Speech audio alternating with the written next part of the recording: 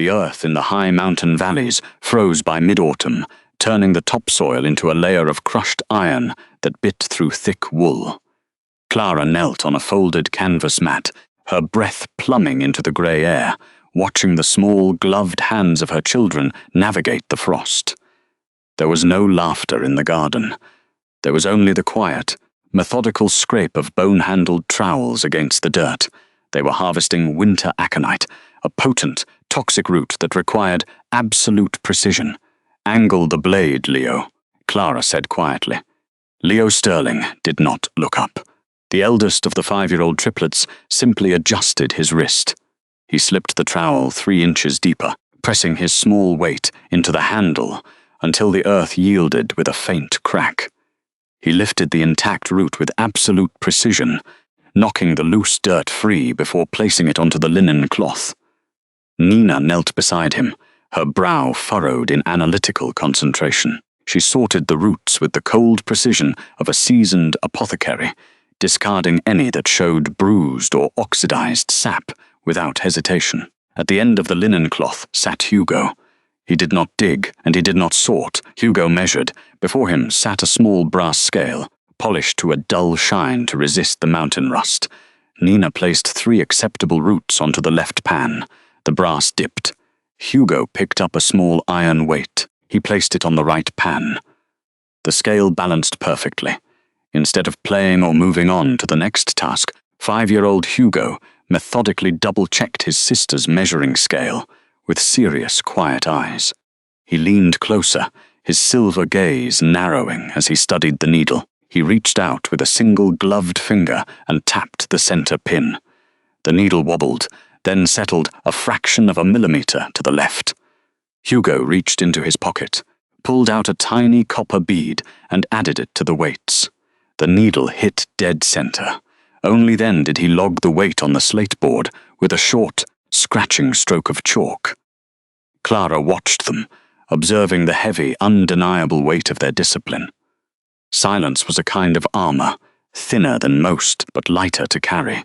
They wore it flawlessly. There were no childish tantrums here, no hyperactive games played in the dirt. They were a closed system of quiet apprentices, bound by a shared survival work ethic that had kept them alive for 5 years. The rhythm of their work was broken by the harsh, urgent thud of hooves on the frozen valley road. Clara merely turned her head, listening to the heavy cadence. It was a warhorse pushed to the absolute limits of its endurance. "Inside," Clara said. The triplets rose in unison, gathered the linen cloth of harvested aconite, and walked into the shadows of the clinic's heavy oak door, watching the road with silent vigilance. Clara rose, wiping the freezing dirt from her thick leather gloves onto her canvas apron. She stepped forward to meet the rider as he breached the tree line. The horse was lathered in white sweat that was already beginning to freeze into ice crystals. The rider swung down, his boots hitting the gravel heavily. It was Darian Cross. Clara recognized the royal captain immediately, though she gave no outward sign of it. His face was drawn, lined with a deep greyish fatigue, and his usually immaculate silver-plated armor was dull with road mud. Darian approached the clinic's low stone wall, his breath hitching as he pulled off his heavy gauntlet. He reached into his breastplate and withdrew a folded vellum document. "Apothecary," Darian rasped, his voice cracked from the cold wind. "I carry an urgent dispatch from the capital." In the capital, a commoner receiving a royal dispatch was expected to offer a formal curtsy. Clara received the wax-sealed dispatch with a flat refusal to curtsy. She stood perfectly straight, maintaining the cold pragmatism of a highly skilled private contractor as she took the parchment. Darian blinked, too exhausted to enforce court etiquette, and watched as she turned the letter over. The vellum was thick, heavy enough to withstand a week in a saddlebag, but it was the seal and the writing that caught her immediate attention. The wax was a deep, uncompromising crimson, stamped with a crest she had forced herself to forget. She immediately noted the ink's premium quality. It was iron gall laced with crushed lapis lazuli. the kind reserved exclusively for the royal court's most critical edicts, signaling a major crisis in the capital. "The ink is fresh," Clara observed, her voice carrying no inflection. "Less than 4 days old. We rode without stopping," Darian admitted, gripping the stone wall for balance. "There is a blight in the royal barracks, a rare nerve toxin. The elite guards are dropping one by one. The capital's best healers are completely baffled." Clara let that knowledge settle into her like cold water into stone. Slow, thorough, filling every crack. "The bounty," Darian added, misreading her silence for hesitation, "is 20 pounds of solid gold for a viable antidote." Unquestioned, Clara finally slid her thumb under the crimson wax. It snapped with a sharp, dry crack that echoed in the quiet mountain air. She unfolded the vellum, her eyes scanning the meticulous lists of symptoms written in the expensive blue-black ink.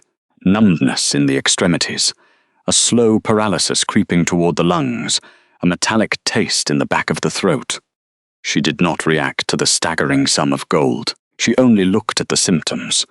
It was a chemical puzzle she already knew how to solve, tied to a court that had cast her out to freeze in the snow. The heavy parchment of the royal bounty contract lay flat against the cold stone of the worktable. Clara did not touch it with bare hands. She used the tip of a wooden pestle to pin the curled edge down, reading the cramped script by the steady light of a tallow candle. The messenger had left an hour ago, but the urgency remained. It detailed the afflictions of the elite guards with chilling precision.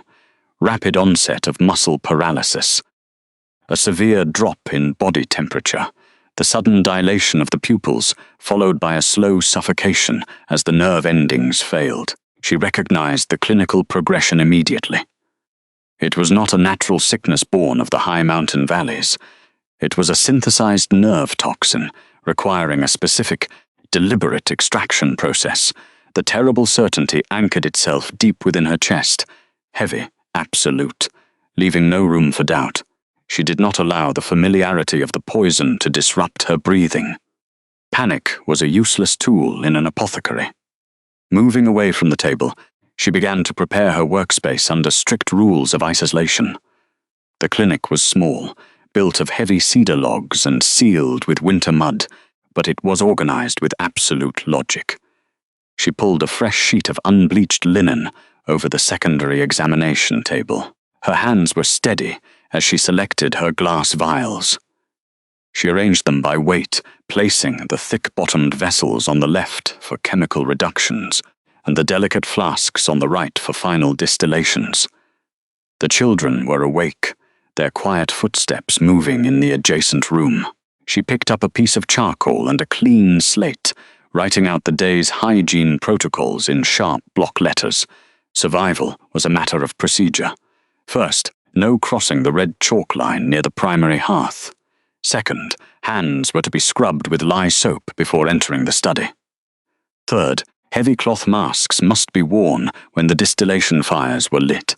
Finally, no one was permitted to touch the incoming blood vials. She hung the slate on the iron hook beside the doorway.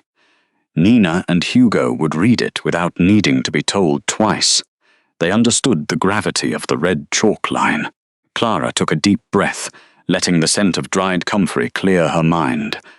The contract demanded an antidote, and she was the only one in the Northern Territory who possessed the methodology to brew it. The past was bleeding into her present. She tied her canvas apron tight around her waist. The work required clinical detachment. By mid-morning, the scent of boiling pine resin filled the small clinic. Clara stood by the secondary hearth, stirring the thick, amber liquid with a long wooden paddle. The heavy smoke curled upward, purifying the stagnant air and neutralizing any lingering biological contaminants.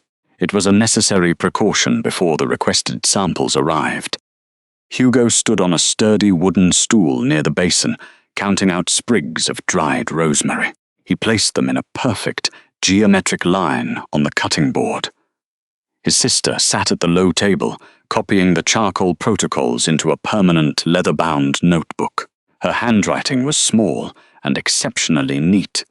They worked in the kind of silence that falls between those who know exactly what needs to be done. The quiet rhythm of their labor was broken by a sound from the valley road. It was not the soft thud of a lone rider's horse in the snow. It was a heavy, grinding crunch, iron-rimmed wheels cutting deeply into the morning frost. The paddle rested against the lip of the iron cauldron as the stirring stopped. She did not rush to the window. She merely tilted her head, listening to the weight of the vehicle as it navigated the narrow incline toward Frostwood Sanctuary. Only a carriage built for the highest tiers of the sovereign hierarchy carried that kind of mass. Before his mother could speak, Leo moved. The eldest of the triplets had been standing near the ledger desk, silently organizing the morning's intake forms. At the first unnatural scrape of iron on stone, his head snapped up. He did not run, and he did not ask for permission. He stepped deliberately toward the front window, his boots making no sound on the wooden floorboards. The boy reached up with both hands, gripping the heavy iron latches of the reinforced wooden shutters. He pulled them shut with a solid, echoing thud, dropping the securing bar into place. The sudden dimming of the natural light cast long, flickering shadows across the room, illuminated only by the hearth fires. Through the narrow slit left in the center of the shutters, he watched the courtyard. Clara stepped up behind him, wiping the sticky pine residue onto a linen rag. She looked over her son's shoulder.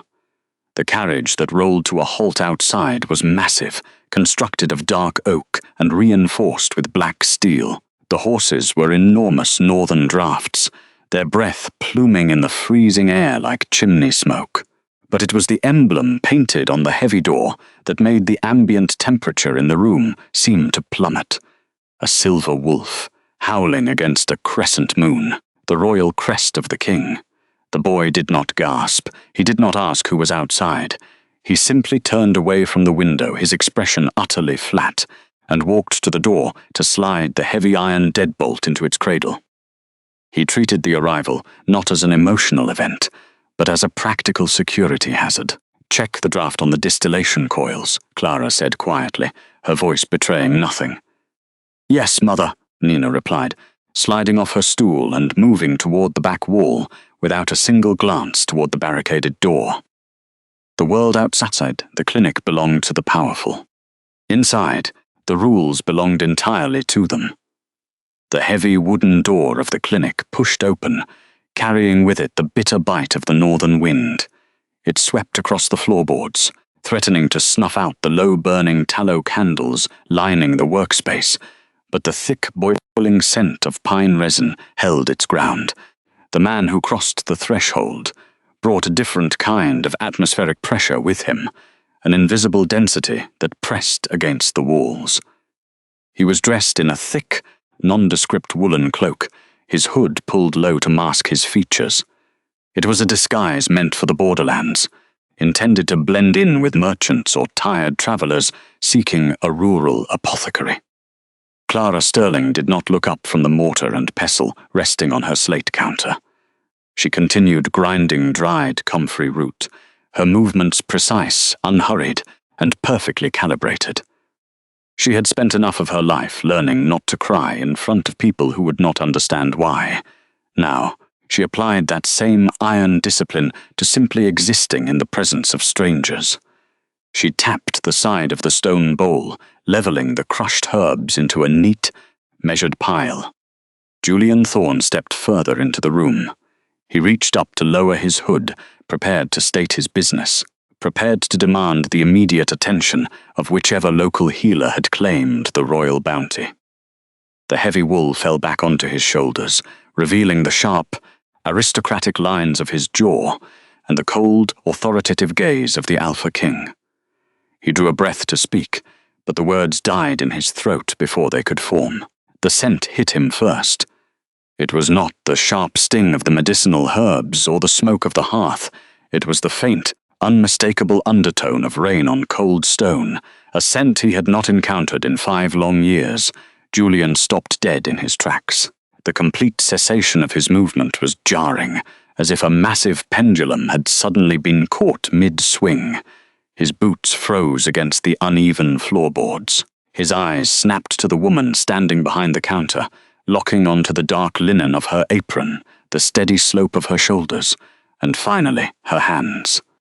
His gaze dropped, fixing on the faded, pale scars crisscrossing her knuckles, the brutal testament to the winter she had been driven into the freezing snow. Exiled from his kingdom, he did not shout. He did not lunge across the counter or reach for her. He simply stopped breathing. The Alpha King, who controlled vast armies and commanded entire regions with a flick of his wrist, found himself paralyzed on the worn wooden floor of a borderland clinic.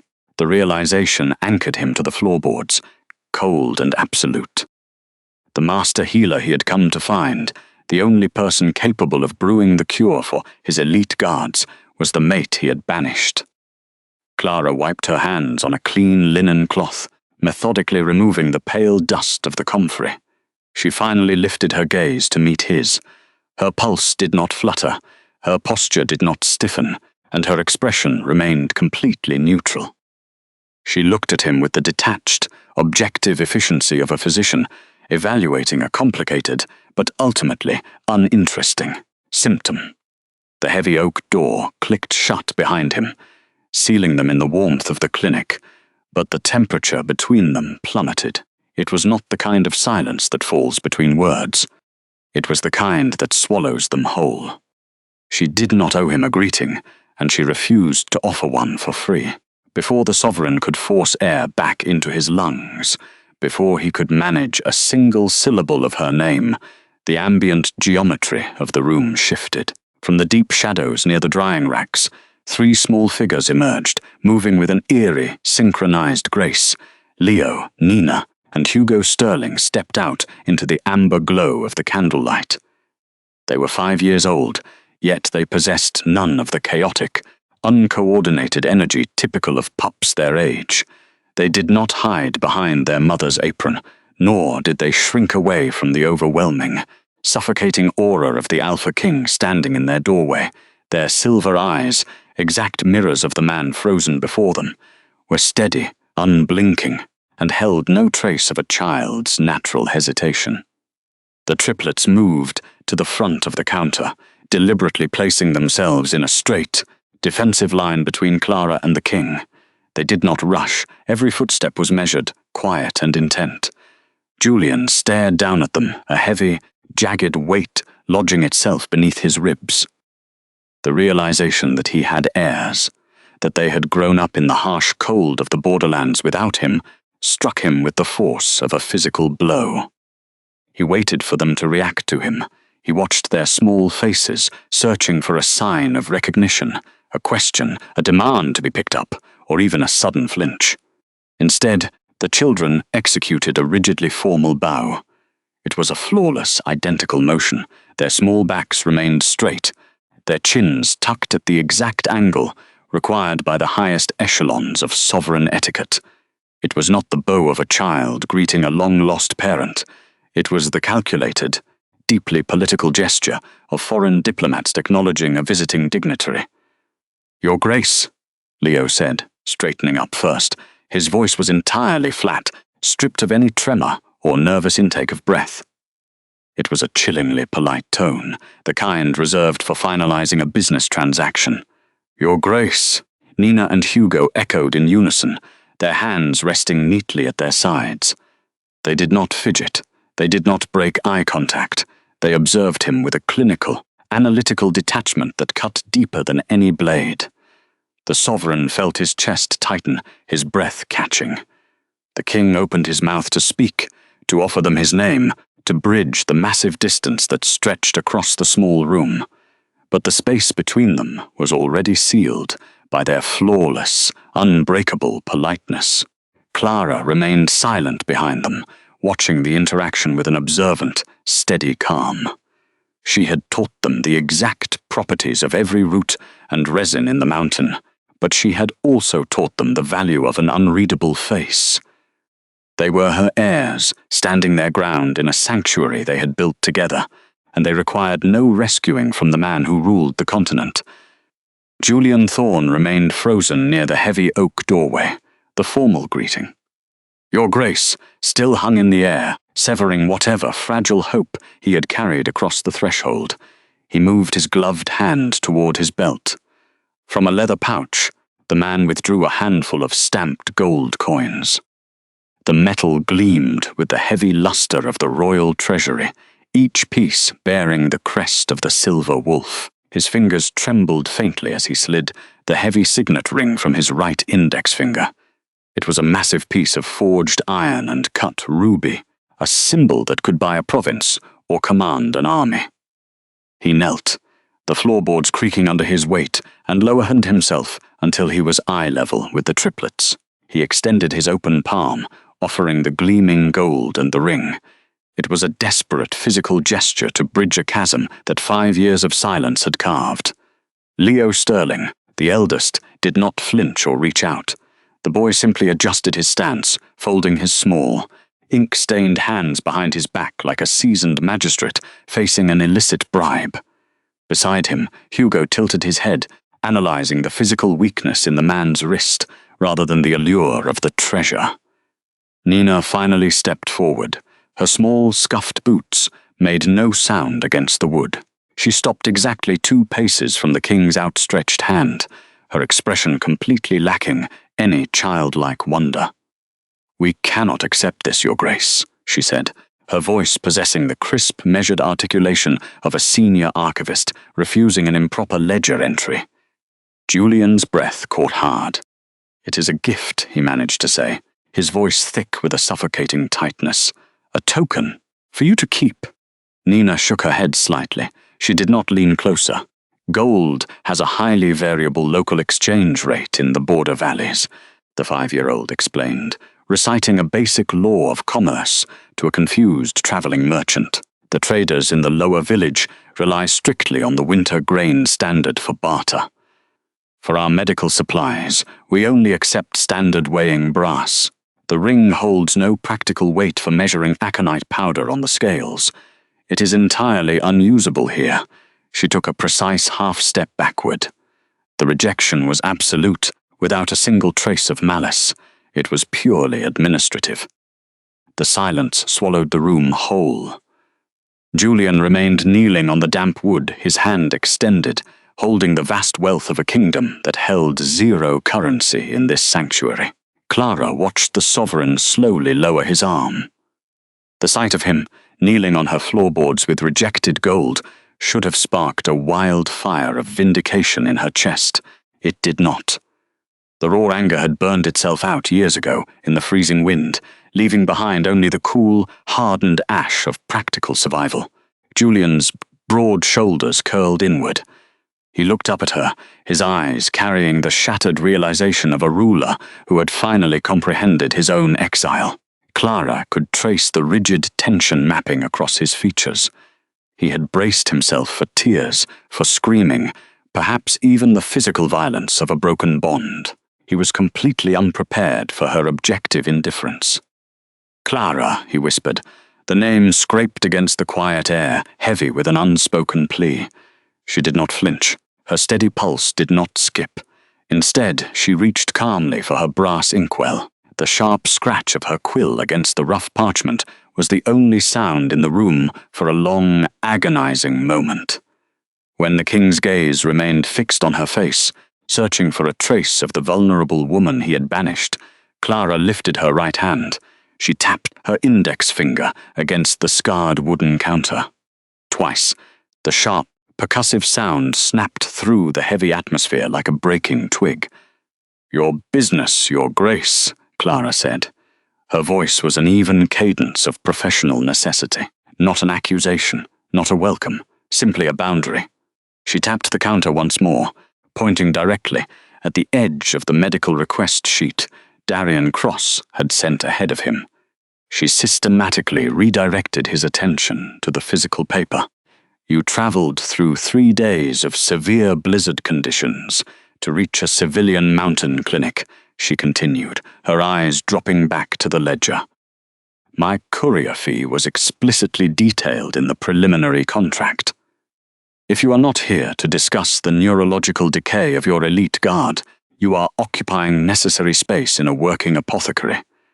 Julian stood up slowly, the joints of his armor shifting with a dull clatter. He stared down at the wooden counter, at the exact spot where her ink-stained finger had tapped. The sickening drop of realization was entirely visible in the sudden, rigid shift of his spine. He was no longer a king in this room. He was merely a customer. "The toxin," he began, forcing himself to adopt her formal distance. He swallowed hard beneath the crushing weight of her absolute indifference. "My men are failing. Captain Cross mentioned you had synthesized a compound. List the physical progression." Clara interrupted smoothly, her quill hovering in readiness. "Start with the onset of the muscle tremors, and tell me if the affected blood smells of oxidized copper or spoiled resin."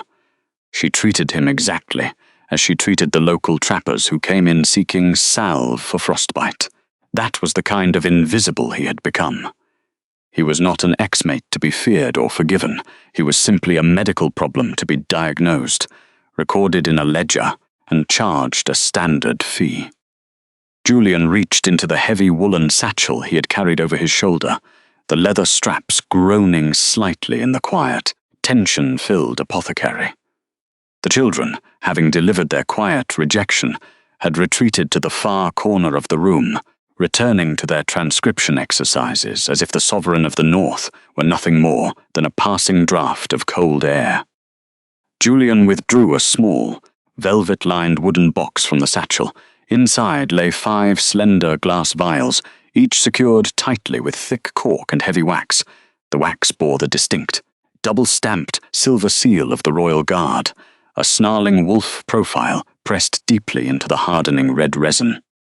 It was a mark Clara had not seen up close since the night she was formally stripped of her title and ordered into the freezing snow.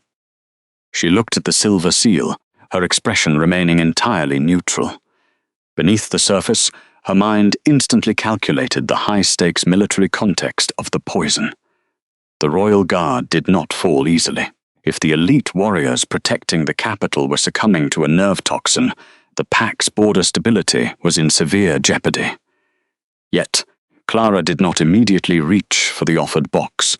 Instead, she turned her back to the king and moved toward her primary work table. She opened a lower wooden drawer and retrieved a pair of heavy elbow-length leather gloves. They were stiff with age, scarred from years of handling caustic saps, and stained with various dark herbal tinctures. They were a stark, practical contrast to the delicate, embroidered silk gloves she had once been expected to wear as a mated Luna sitting on a velvet dais. She pulled them on, the thick, unyielding material settling over her fingers with a reassuring, protective weight. "The blood samples," Julian said, his voice carrying a rough, uneven edge of fatigue as he stepped forward, offering the open box. He extended his large hand, moving as if to carefully lift the first vial from the velvet to hand it to her directly. It was the instinctual, protective gesture of a man entirely accustomed to directing every interaction, to managing the flow of objects and people in his space. "Set the box on the iron cooling tray at the edge of the counter," Clara instructed. Her voice was entirely flat, carrying the exact, measured cadence of a border physician addressing a nameless courier. "Do not hand them to me. I will handle them myself." Julian's hand froze mid-air. He looked down at her thick leather gloves, then at the wooden box in his own hands. The absolute refusal of his physical proximity hung in the air, heavier than the scent of boiling pine resin that permeated the clinic. He lowered his arm slowly, his jaw tightening as he placed the padded case exactly where she had pointed. The metal tray clanged softly under the weight of the wood. He had ruled the Northern Territory with unquestioned authority for 5 years, but inside this stone-walled room his power evaporated. Clara stepped forward only after he took a deliberate, forced step back. She lifted the glass vials one by one, her thick leather gloves ensuring that her skin would not brush against anything he had recently touched. Clara moved the sealed vials to her diagnostic station, a solid oak table lined meticulously with glass beakers, copper measuring scales, and rows of dried botanical specimens suspended in clear jars. Julian remained standing near the stone hearth, his imposing frame casting a long, dark shadow across the scrubbed floorboards. He watched her every movement with a silent, agonizing intensity. For 5 years he had imagined her broken, struggling to survive the harsh winters, perhaps waiting for a reprieve his corrupt counsel had assured him she did not deserve. Instead, she moved with the terrifying, unhurried precision of a master apothecary. Her posture was perfectly aligned, her hands completely steady as she used a small steel blade to break the royal wax seals. She poured a precise measure of the dark, sluggish blood into a clear glass test tube. She held it up to the ambient light of the lantern. The viscosity was entirely wrong. It was far too thick, carrying a faint, unnatural, iridescent sheen that clung stubbornly to the glass walls. Clara reached for a cluster of dried sage, a specific strain of mountain yarrow, and a handful of coarse crystalline salt, dropping the ingredients into a deep-welled granite mortar. "Clara," Julian began, the name catching sharply in his throat. It was the first time he had spoken her name aloud in her presence since the night he signed the banishment decree. The syllables sounded foreign, jagged, and entirely out of place among the sharp, clean scents of medicinal herbs and cold mountain air.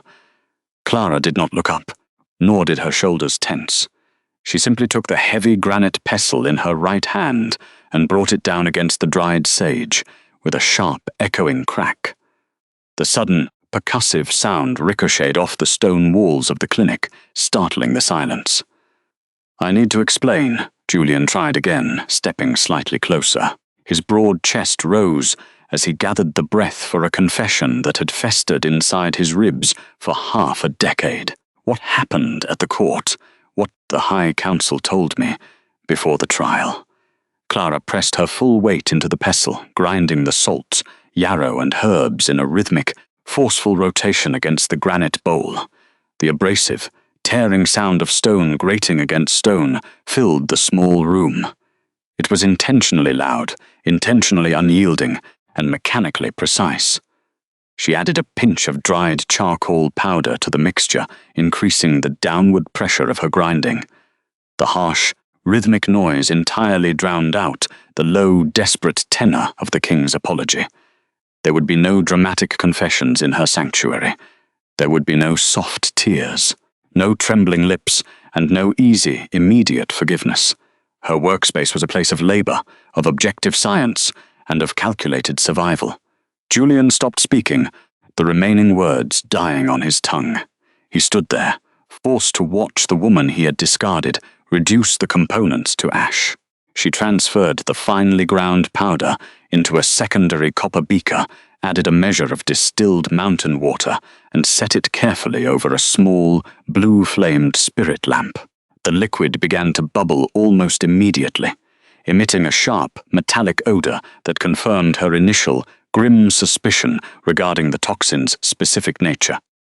She noted the chemical reaction in a small, rough-spun ledger beside her elbow, the scratch of her quill pen joining the quiet bubbling of the water. She did not need to shout at him to establish her dominance. Her absolute focus on the work proved that his presence was no longer the center of her universe. Julian finally understood the immovable boundary she had drawn. He retreated a slow half-step, resting his heavy shoulders against the rough timber wall, resigning himself to the role of a silent, powerless witness. The apothecary room remained entirely silent, save for the faint hiss of the blue-flamed spirit lamp.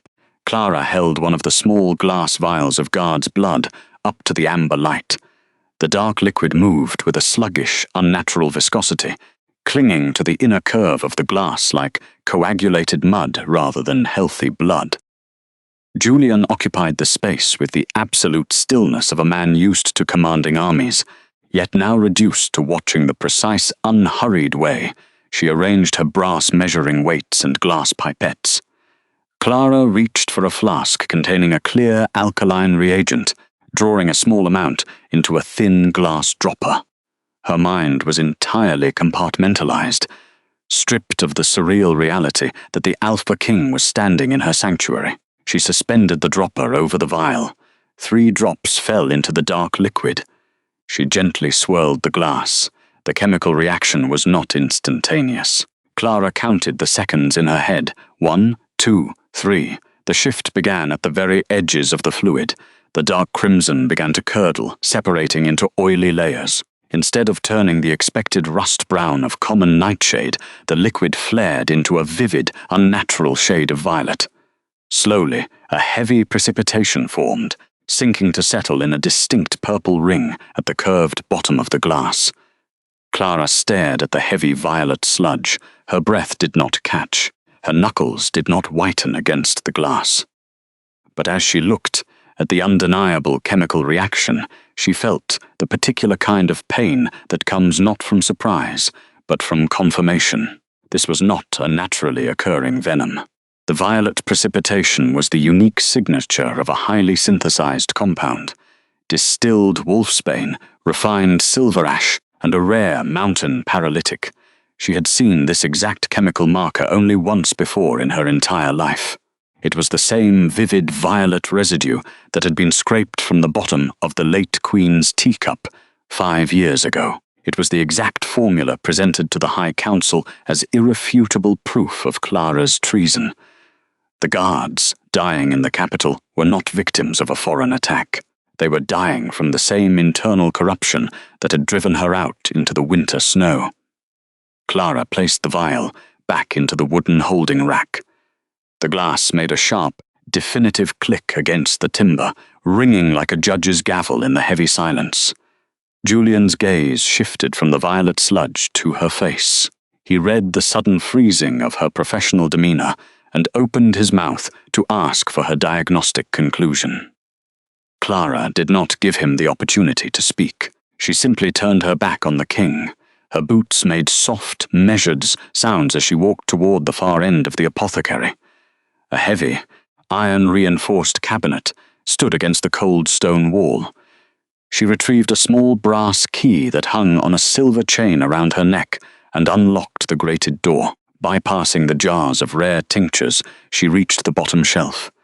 From beneath a wrap of oiled canvas, she pulled out her archived apothecary logs. It was a massive, leather-bound tome, its spine deeply creased from years of heavy use. It contained every diagnosis, every inventory count, and every chemical formula she had ever documented. Clara carried the heavy book back to the examination table. She did not set it down gently. She dropped it onto the wooden counter between herself and Julian. The heavy thud disturbed a fine layer of dried herb dust, forcing a rush of trapped air from the dense pages. The distinct, suffocating smell of old beeswax and dry lavender filled the space between them. Julian looked down at the massive ledger, his brows drawing together in quiet confusion. Clara flipped the heavy cover open. Her ink-stained fingers moved with mechanical precision, turning the large, stiff parchment pages in thick blocks. She did not need to hunt for the evidence, having memorized the ink strokes over 1,000 sleepless nights. She moved backward in time, stopping at the entries dated 5 years prior. She flattened the page with the palm of her hand, turning the heavy book so the text faced the Alpha King. "Look at the requisition columns," Clara said, her voice possessing the dry, flat texture of a scribe reading a tax decree. "Look at the dates." Julian lowered his gaze, tracking the meticulous lines of ink. 3 weeks before I was accused of brewing the toxin that killed the Queen, Clara continued, devoid of pleading. An order was placed for 80 ounces of unrefined silver ash, 6 pounds of mountain paralytic, and 2 vials of distilled wolfsbane, the exact components required to synthesize the compound currently destroying your elite guards. Julian's posture went entirely rigid as he read the signature at the bottom of the requisition order. "I did not sign for those materials," Clara said, tapping the parchment beside the wax seal of approval. The supplies were diverted from the royal medicinal stores and delivered directly to the private eastern estate of Gideon Vance, your trusted chief counselor. She did not argue her innocence. She did not cry or demand an apology. She simply let the unyielding authority of her personal archive speak for her. The math was absolute.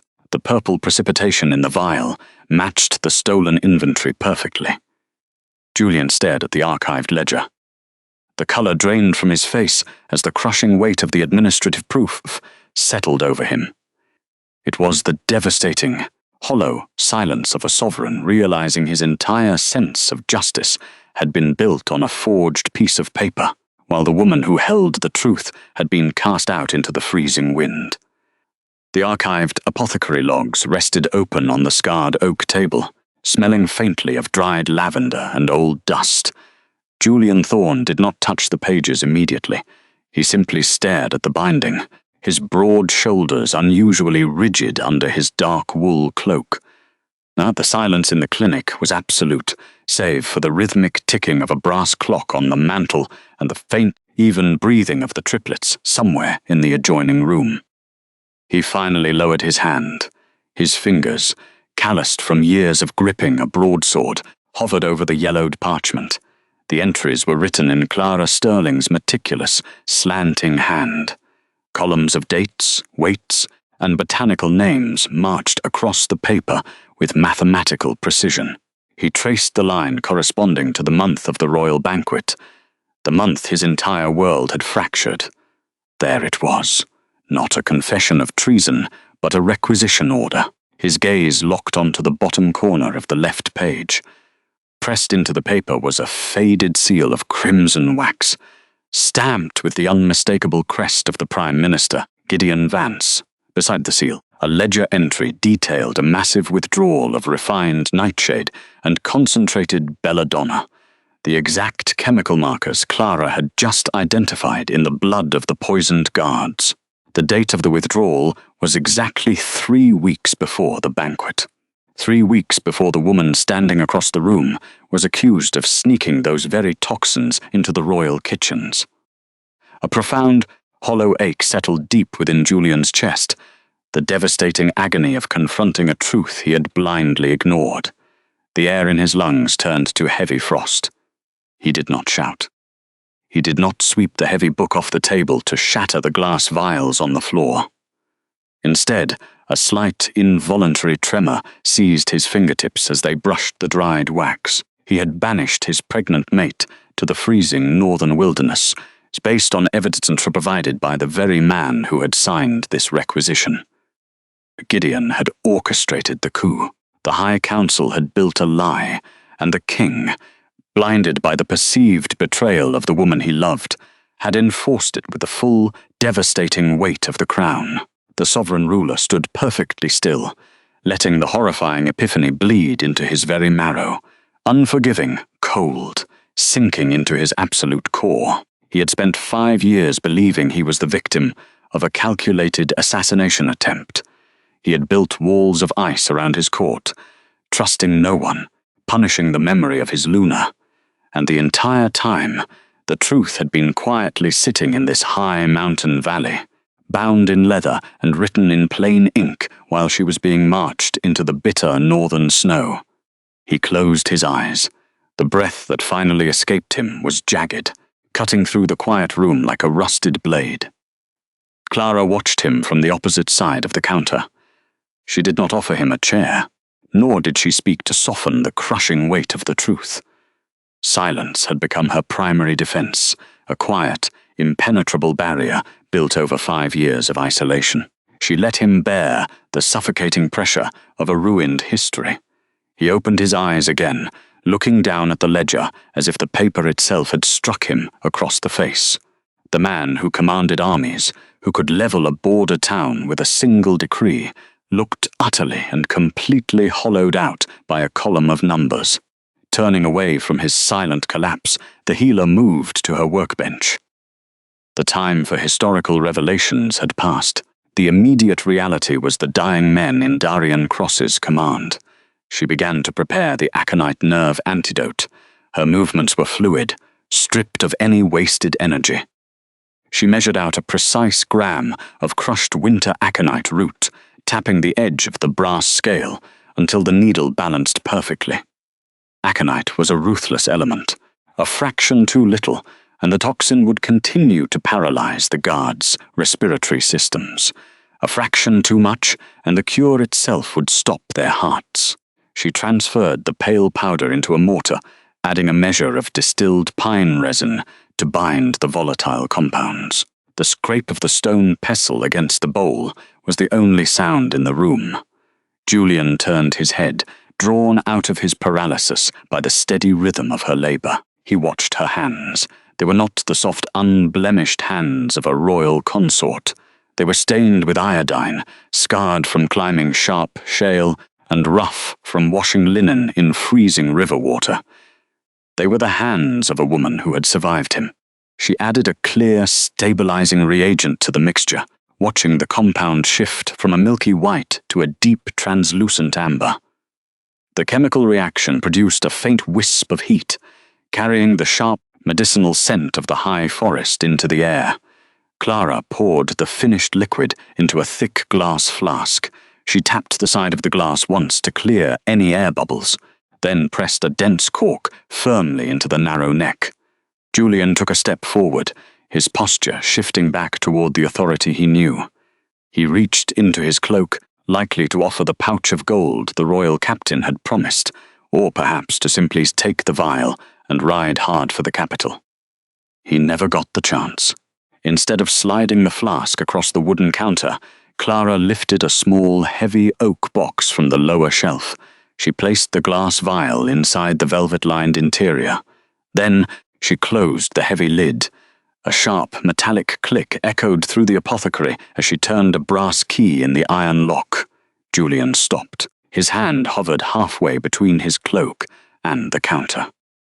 He looked from the locked box to her face, the lines around his mouth tightening in genuine lack of comprehension. Clara slipped the brass key into the deep pocket of her linen apron. She folded her hands in front of her, her spine perfectly straight. She did not look at him with hatred, nor with the desperate pleading he was so accustomed to seeing in the royal court. She looked at him with the detached, uncompromising calculation of a creditor. "The men under Darien are innocent," Clara said, her voice low, even, and completely stripped of warmth. "And because they are innocent, I have brewed the cure. But this box does not leave my house simply because you wear a crown." "Clara," Julian began, his voice hoarse, wrecked by the ashes of his recent discovery. "My guards are dying. I must take that back to the keep."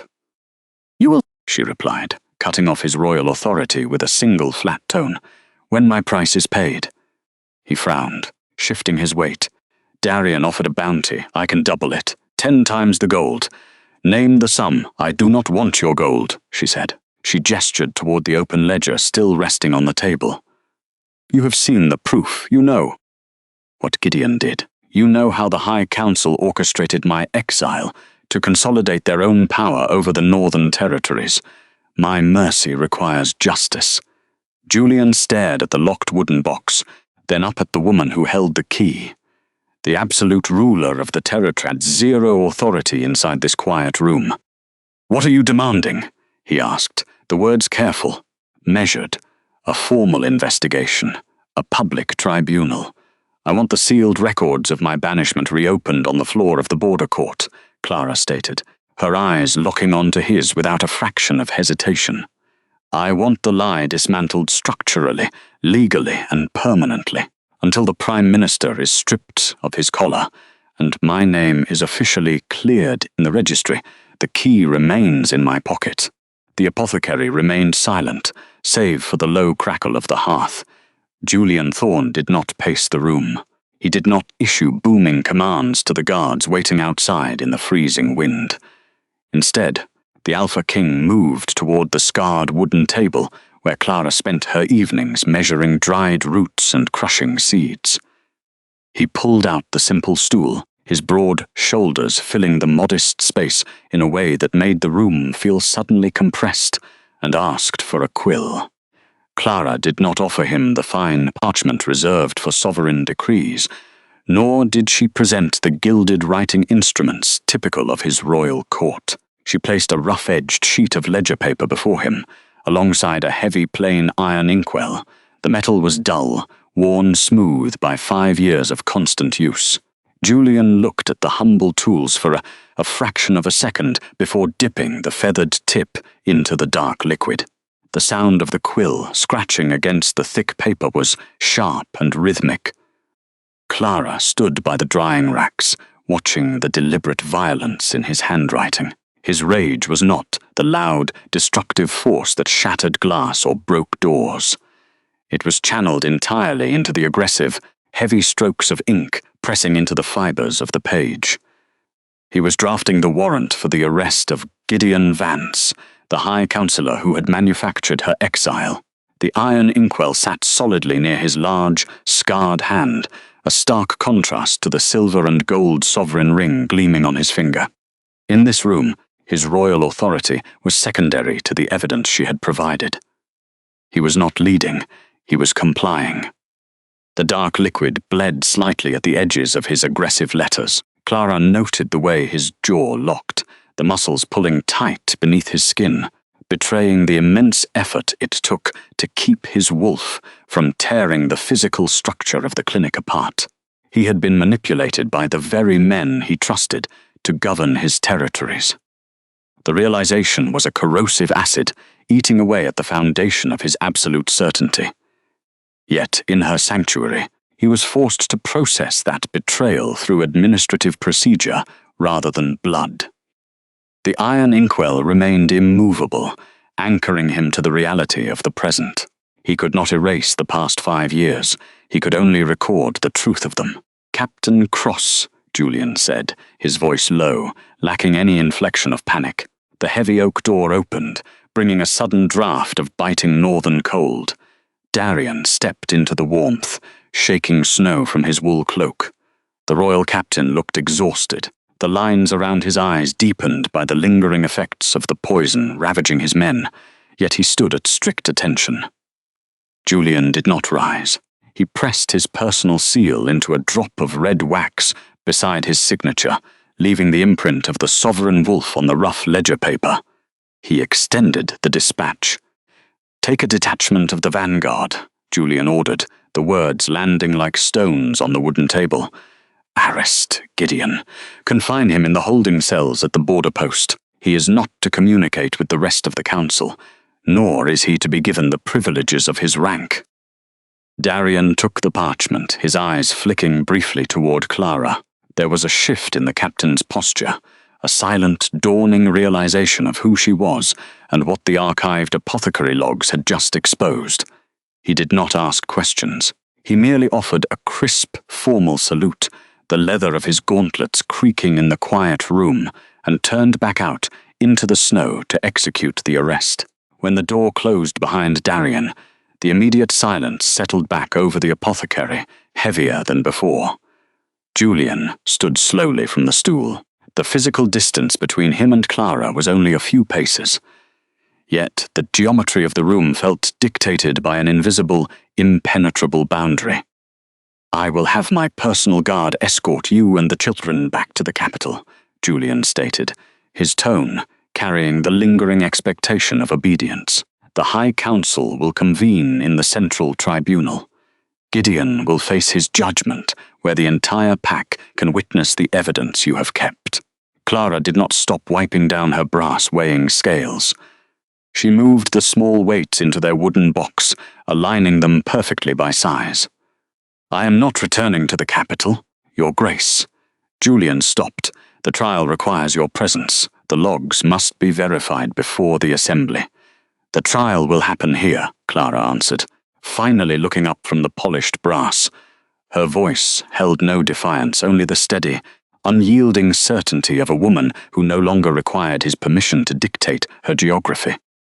"Or, rather at the regional hall in the lower valley, I will not subject my children to a 3-week journey through the frozen passes simply to satisfy the ceremonial vanity of the central court. If the sovereign wishes to correct a false decree, the sovereign will do so on my border." Julian stared at her. The Alpha King was accustomed to the world reshaping itself around his convenience. Yet, looking at Clara's calm posture, and seeing the three small figures of Leo, Nina, and Hugo watching him with analytical, silver-eyed observation from the corner of the room, he realized the futility of an argument. He was no longer the architect of her life. He nodded once, a sharp dip of his chin, stripping away his usual sovereign protocol. The logistical arrangements were made swiftly over the next few hours. A temporary border tribunal would be convened at the regional stone hall, a functional building typically used for managing grain disputes and winter trade agreements. Before the royal outriders were dispatched to prepare the space, Clara delivered her specific conditions regarding the environment. The regional hall is to be heated with simple mountain charcoal.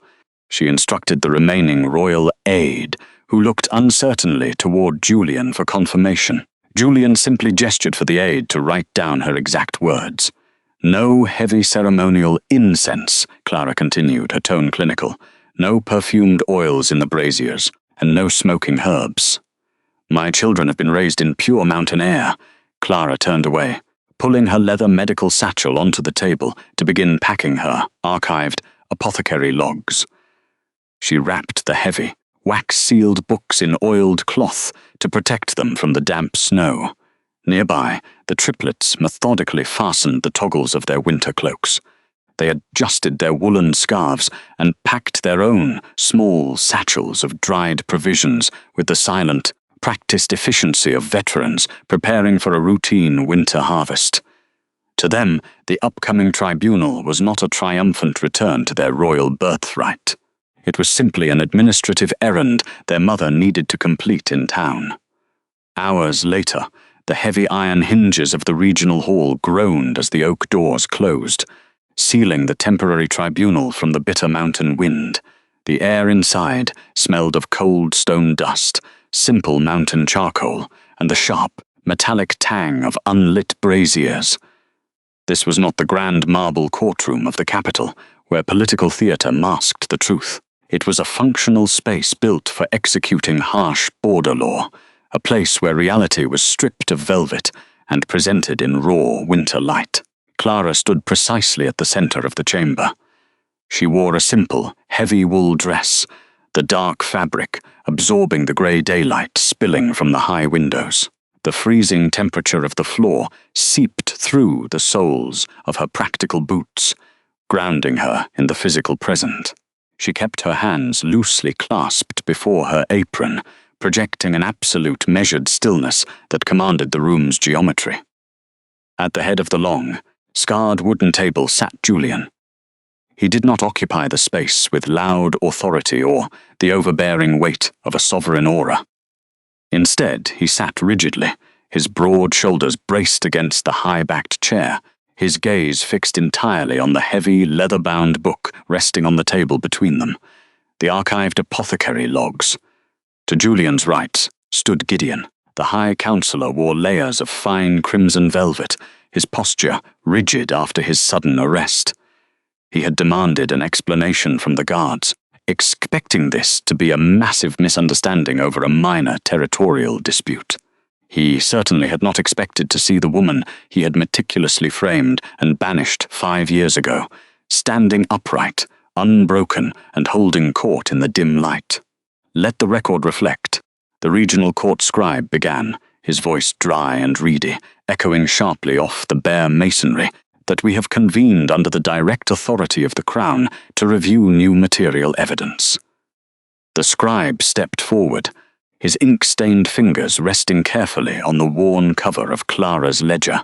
He broke the brittle, aged wax seal holding the book shut. The sharp snap of the dried resin sounded louder than a breaking bone in the total silence of the hall. Clara watched Julian's jaw tighten as the heavy parchment pages were turned. The scribe cleared his throat and began to read aloud. He did not read impassioned pleas or desperate accusations. He read cold, unarguable mathematics. He recited the daily measurements of monkshood, the precise extraction temperatures of belladonna, and the exact weight of arsenic, requested by the Royal Guard's quartermaster 5 years prior. Entry 4. 12th of the winter solstice, the scribe droned on, his eyes tracking down the yellowed page. 3 drams of processed venom extract, ordered under the official insignia of the High Council, collected by a proxy. The silence in the room deepened, pressing uncomfortably against the eardrums of everyone present. It was a heavy, inescapable quiet. The chemical formulas were so clinically precise, so irrefutably documented, that they left no room for political interpretation. Every grain of toxin that had supposedly been Clara's weapon of treason was accounted for, signed, and logged as a direct requisition from the very men who had condemned her. Julian's hands remained perfectly still on the polished wood. The absolute quiet of his posture was far more terrifying than any shouted threat. He was listening to the systematic dismantling of his own justice system. Clara did not look at him for validation. She kept her eyes steadily on the ledger. Justice was not a sudden burst of violent vengeance. It was a slow, thorough accounting, recorded in ink that dried faster than tears in the bitter northern wind. Gideon shifted his weight, his velvet cloak rustling loudly in the stagnant air. The scent of ozone and expensive cedar oil, usually masking his anxiety, began to sour rapidly with the sharp, acidic tang of sudden panic. He offered a tight, patronizing smile, though the expression completely failed to reach his narrowed eyes. "Your Grace," the councillor interrupted, his voice smooth but layered with a faint tremor he could not entirely suppress. "This is a fabrication, a clever piece of forgery presented by a desperate, exiled woman. Are we truly expected to overturn a royal verdict based on the scribblings of a disgraced healer?" Julian did not answer immediately. He slowly extended his right hand toward the scribe. The thin man nervously placed a separate canvas folder onto the king's palm. These were the original treason letters. The damning documents Gideon had used half a decade ago to prove Clara had plotted against the court. Darian stood by the iron-reinforced door, his armor clinking softly as he shifted his stance. The exhausted royal captain watched the proceedings with hollow, bloodshot eyes. He had lost 3 of his best men to the nerve toxin this week. His patience for aristocratic political theatre had completely evaporated. Replaced by a cold, simmering rage, Julian laid the old letters directly next to the open, meticulously numbered pages of the archived Apothecary logs. "Step forward, Gideon," he commanded softly. The low, resonant tone carried no anger, only an absolute, crushing finality that left no room for refusal. The councillor approached the table, his polished veneer visibly cracking under the weight of the room's attention. "Look at the requisition order in the ledger," Julian instructed, pointing to a heavily indented wax mark beside the entry for the toxin. "And look at the seal on your letters of evidence." Gideon stared down at the documents, his breath hitching. The ink color, a distinct indigo blend imported exclusively from the eastern trade routes, was an exact match, but it was the wax that truly sealed his ruin. Clara had systematically kept the original wax drippings from the requisition orders attached to her ledger pages. The red seal bore a microscopic flaw, a tiny, hairline fracture in the cast of the wolf's left eye. It was a specific, undeniable imperfection belonging exclusively to Gideon's personal signet ring. The realization hit the room with the force of a physical blow. The villain's defeat did not require a drawn sword or a dramatic confession. It required only the devastating consequence of his own administrative carelessness. Gideon started, his voice cracking into a high, reedy pitch that echoed pathetically off the stone walls. "There is a mistake. The ring was stolen from my chambers. It was. You authorized the withdrawal of the nerve compound." Darian interrupted, his voice a low, dangerous rasp. The captain stepped away from the heavy door, his scarred hand coming to rest deliberately on the pommel of his sword. "You framed her for treason." Gideon took a clumsy step back, his eyes darting toward the exit, desperately calculating a route of escape. He opened his mouth to issue another lie, to demand a formal trial by combat, to invoke his inherited rank. But there was no rank left to pull. The physical proof lay under the grey light, undeniable, permanent, and absolute. Clara watched the councillor's chest heave in panic. She felt no sudden surge of triumph. She only felt the cold, hard weight of a ledger closing. The corruption that had stolen her home and left her to freeze in the mountains had been undone not by magic or brute force, but by her own meticulous habit of recording the truth. Julian finally looked up from the table. His gaze met Clara's across the freezing room. There was no demand in his eyes, no arrogant expectation that this exposure erased the past. There was only the shattered realization that he had been the chief architect of his own devastating loss, guided blindly by the coward now trembling before him. The silence stretching across the room was absolute, broken only by the ragged, uneven breathing of the man kneeling on the grey stone tiles. Gideon Vance, once the most influential voice in the High Council, stared at the floorboards as if expecting them to open and swallow him. Clara stood near the edge of the witness circle, her posture perfectly straight, her hands folded beneath her woolen cloak. The truth was no longer hidden in her apothecary. It was laid bare on the timber table in front of the sovereign. Julian Thorne stood up. He did not raise his voice. He did not need to. The Alpha King anchored the room entirely, commanding the attention of every witness through the terrifyingly slow deliberation of his movements. He stepped down from the raised magistrate's dais, his dark leather boots measuring the distance across the cold stone until he stopped just inches from Gideon's knees. Gideon attempted to look up, his mouth opening to construct another defense, another layer of administrative fiction. The words died in his throat. His expression was utterly empty of anger, which was far worse than rage. It was the face of a sovereign who had already excised a rot from his pack and was merely executing the paperwork. The evidence is recorded, the sovereign stated, his voice a low, resonant murmur that carried into every corner of the frozen hall. The forgery is proven. Your seat on the council is dissolved. He reached down. He did not call for the royal captain. He did not order a guard to perform the task. With his own hands, the Alpha King grasped the thick silver collar resting around Gideon's neck, the heavy, unyielding symbol of High Council authority and pack hierarchy. His fingers found the locking mechanism, twisting the metal clasp with a sharp, brutal efficiency.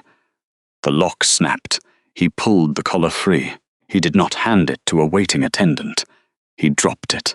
The heavy silver struck the freezing stone floor with a sharp, metallic clang that echoed violently against the vaulted ceiling, rolling through the chamber like a tolling bell. Gideon flinched at the sound, his shoulders collapsing as the physical weight of his rank was literally stripped from his body. 5 years ago, you authored a decree of banishment based on a fabricated threat, Julian continued, staring down at the discarded silver. Today, I author yours based on undeniable proof. The sentence was absolute. There would be no prison cell in the capital, no comfortable exile in a southern estate. Julian condemned the man to the frozen wastes, stripping him of his name, his assets, and his right to seek shelter within any allied territory. The royal guards stepped forward, hauling the former councillor to his feet. As Gideon was dragged toward the heavy oak doors, Clara watched his boots drag against the stone. She did not look away. She simply let the image press into her memory, filing it away with the same objective detachment she used to log the fading symptoms of a cured patient. The small antechamber behind the magistrate's dais smelled of beeswax, dry parchment, and the faint, sharp tang of cold iron. It was a space designed for the quiet execution of laws, stripped of the grand theatrics of the main hall. A single tallow candle burned steadily on the center of a scarred wooden table, casting a warm, localized circle of light against the encroaching shadows of the winter afternoon. Clara stood on the far side of the table, keeping a measured, physical distance between herself and the Alpha King. She kept her breathing steady, her eyes fixed on the blank sheets of heavy vellum resting on the wood. He pulled a chair out, the legs scraping softly against the stone, and sat down. He did not ask her to sit with him. He understood, perhaps for the first time, that he possessed no authority to command her comfort in this space. Reaching for a brass-nibbed quill, the sovereign dipped it into the dark inkwell. The only sound in the room became the rhythmic, deliberate scratching of metal against parchment as he drafted the Royal Restitution Treaty. He did not use a scribe. He wrote every word himself, his large, scarred hand moving across the page with unwavering precision. He was legally dismantling the lies of his own court, line by line, clause by clause. It took nearly an hour to construct the document, specifying the public annulment of the treason charges, the restoration of Clara's family name, and the formal declaration of Leo, Nina, and Hugo as the rightful and undisputed heirs to the sovereign territory. When he finished, he set the quill down. The ink glistened wetly in the candlelight. He leaned forward, his knuckles pale against the wood, and signed his name at the bottom, large, heavy strokes that carried the absolute weight of royal law. He slid the treaty across the polished oak table. The thick vellum came to a stop, just inches from Clara's hands. "It is done," Julian said quietly, his voice carrying the rough edge of exhaustion and a desperate underlying hope. "Your name is cleared. The children are legally recognized. No one in the 5 territories will ever question your standing again." He waited for the release. He waited for the tears of relief, the sudden collapse of her rigid posture, the acknowledgement that he had finally set the world right. Clara did not weep. She did not reach out to touch his hand in gratitude. Instead, she stepped forward and pulled the heavy parchment into the center of the candlelight. She leaned over the document, her silver eyes scanning the first paragraph. "The second clause regarding the children's guardianship," Clara murmured, her tone as detached as a merchant inspecting a shipment of grain. "It states they are heirs to the throne, but it does not specify my autonomous custody until their majority." Julian blinked, thrown entirely off balance by the coldness of her review. "Clara, I just gave you the protection of the entire kingdom. The treaty secures everything." "The treaty says what the ink dictates," she replied smoothly, not bothering to look up from the parchment. Not because she wished to be cruel, but because she knew the danger of an ambiguous sentence. She had been exiled by a loophole. She would not be trapped by another. She tapped a slender, ink-stained finger against a specific line of text. "If I am to remain their primary guardian without interference from the surviving council members, the wording must be absolute. It must state that I retain full veto power over their geographic placement and their education." Julian stared at her, the realization settling into his chest like a stone, dropping through still water. She was not looking at a romantic gesture. She was not looking at an apology. She was looking at a contract, reading the fine print with the critical, unforgiving skepticism of a woman who knew exactly what a sovereign promise was worth. She slid the parchment back across the table, tapping the brass quill. "Rewrite Section 3, Clara instructed, her voice calm and entirely devoid of fear. "Then we will discuss the antidote." The iron-banded door of the border hall's antechamber clicked shut, severing them from the departing court. The room smelled of old pine ash and bitter cold seeping through failing mortar.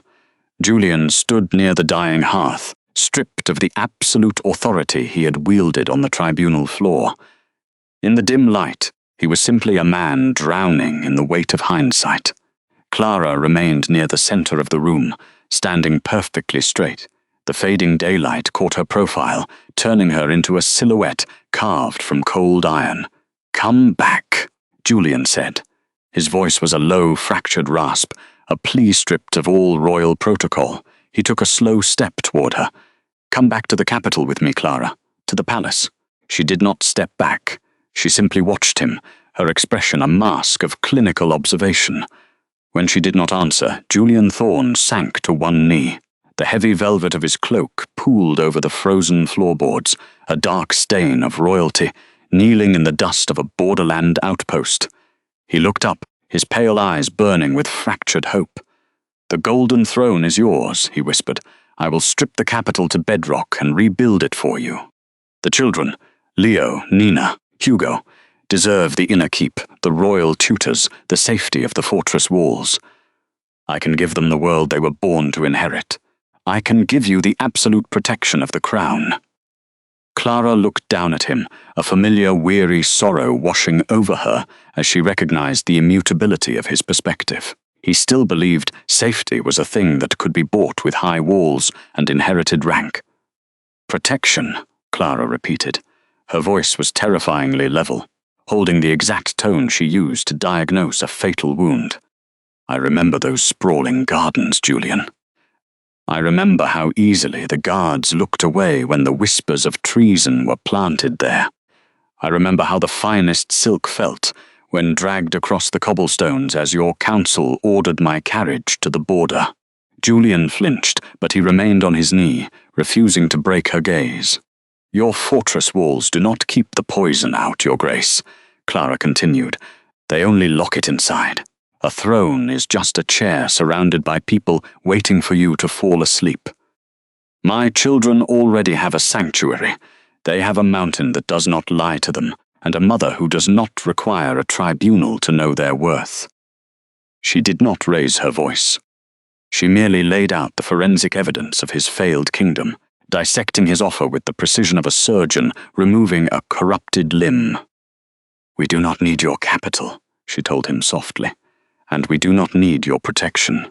The absolute finality of her rejection settled into the freezing room. Julian slowly rose to his feet, desperation hardening into a hollow realization. He had brought his crown and his deepest remorse, and found she had no use for them. Without another word, he walked toward the heavy oak table beneath the room's only window. Resting in the center of the scarred wood was the Royal Restitution Treaty. The parchment was heavy, with the scent of melted beeswax and sovereign authority. It was the legal mechanism drafted to dismantle her exile, clear her name, and officially recognize the triplets as the rightful heirs. He gestured to it, forcing his knuckles to remain still against the wood. Clara approached the table. She leaned over the parchment, her eyes scanning the precise cursive of the royal scribe. She ignored the flowery paragraphs of apology and declarations of innocence. Those were emotional sentiments, and survival relied purely on administrative mechanics. Her gaze tracked down the page, parsing the legal syntax with the meticulous attention she gave to a complex herbal formula. The air grew thick with tension, punctuated only by the faint whistle of the wind against the glass. Then her eyes stopped. Section 4, paragraph 2. Clara's posture stiffened. The clause was buried deep within the bureaucratic language of inheritance. It outlined the sovereign's right to invoke unilateral custody of the heirs in a declared national emergency, overriding the mother's jurisdiction for the preservation of the pack. "No," Clara said, her voice dropping to a flat, dangerous register. She did not argue or demand an explanation. Instead, Clara picked up a thick piece of drafting charcoal left behind by the court clerk. It was meant for sketching crude border maps, not for amending sovereign law. She pressed the dark carbon down against the royal parchment. With a harsh scratching sound that echoed off the stone walls, Clara struck a thick black line directly through the custody clause. She pressed so hard the charcoal nearly tore through the heavy paper, obliterating the scribe's ink. Julian watched in stunned silence as she systematically defaced the highest legal document in the territory. He did not reach out to stop her or invoke his rank. In her own sharp, clinical handwriting, the exact handwriting from the medical ledgers that had saved his life, she drafted a new clause.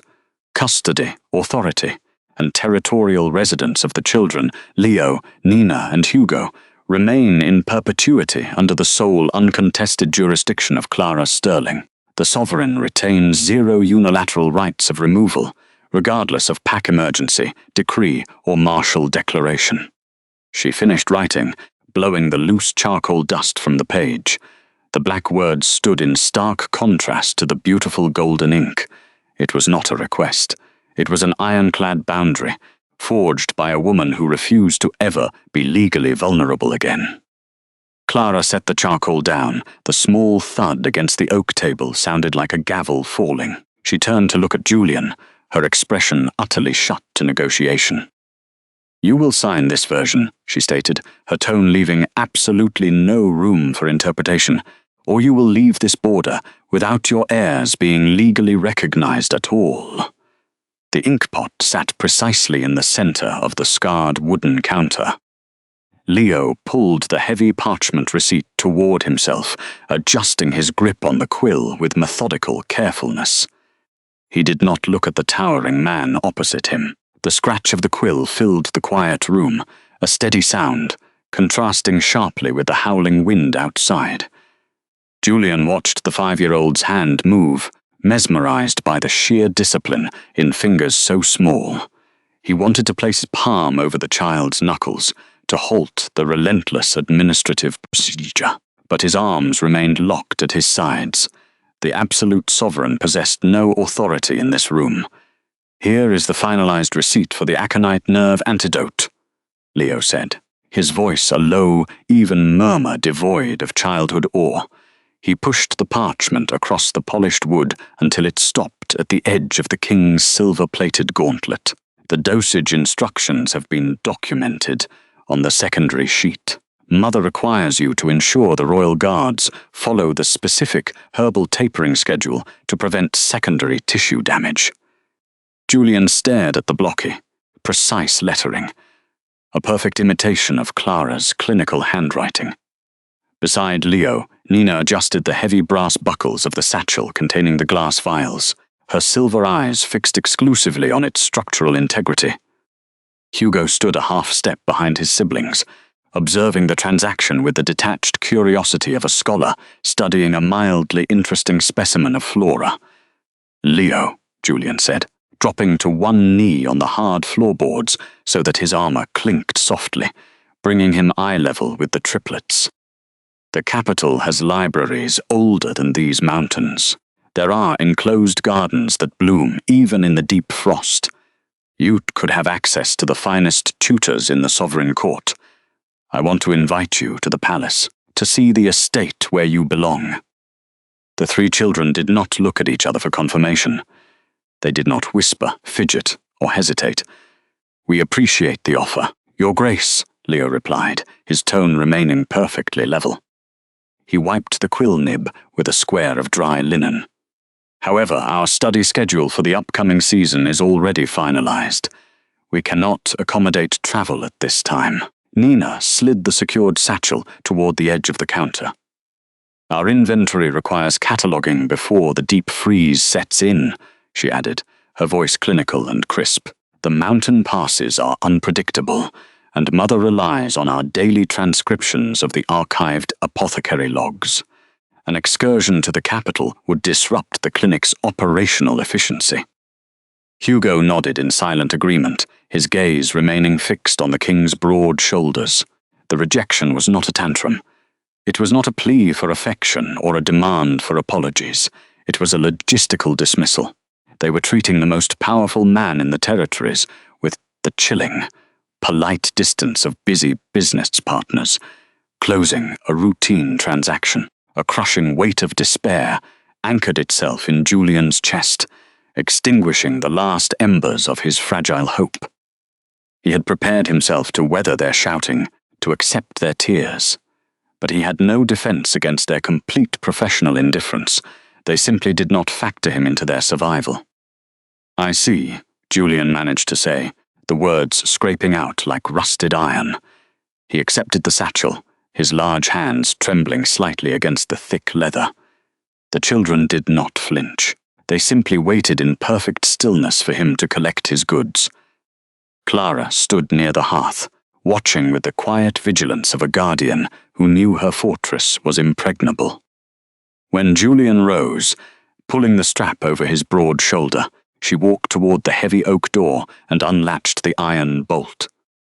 "The snow is beginning to drift," Clara stated in her practical administrative register. She pulled the door open, letting a sharp gust of northern wind sweep into the warm room.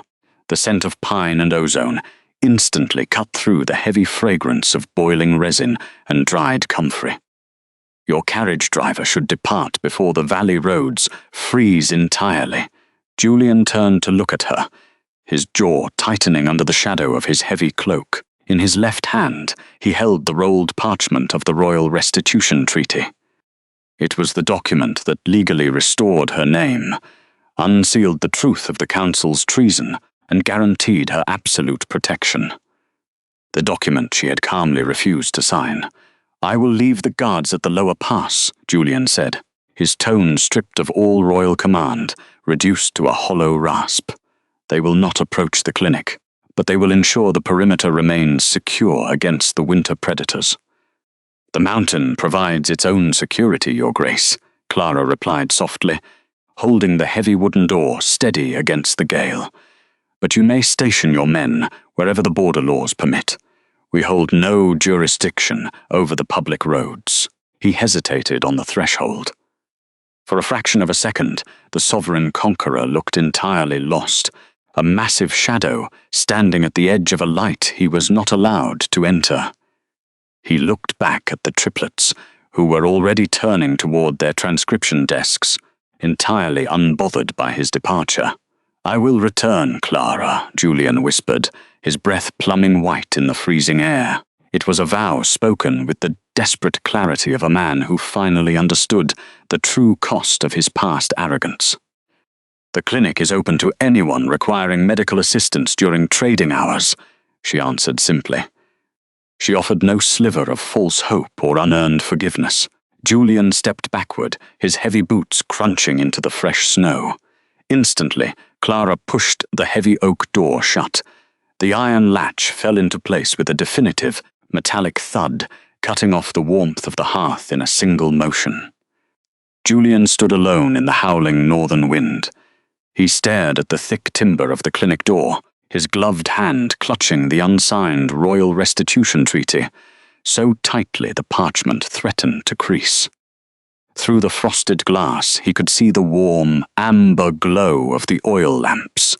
He could see the faint silhouettes of his children sitting at the long table, their heads bowed over their ledgers, entirely consumed by their purposeful labor. He could see the shadow of the woman he had banished, moving calmly between the shelves, tending to the sanctuary she had built from the ashes of his betrayal. He had believed that unsealing the truth and offering his power would instantly repair the fracture. Now, as the snow accumulated on his broad shoulders, he realized the decree in his hand was meaningless unless she chose to accept it. Power could not forge a home. It could only protect one that was already built.